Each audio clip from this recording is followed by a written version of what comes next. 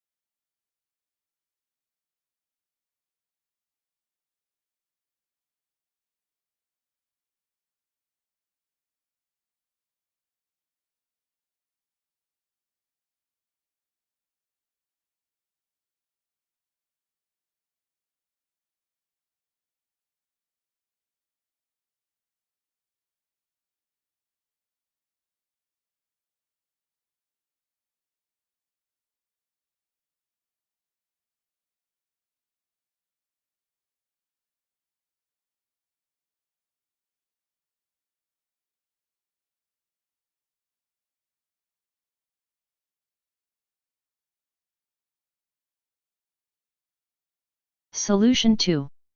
Select to always use Adobe Reader.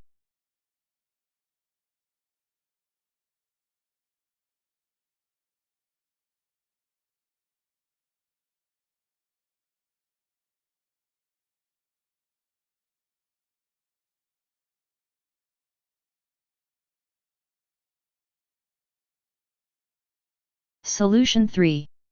Disable the extension in Chrome. Here, find the PDF Reader extension and click on the switch to disable it.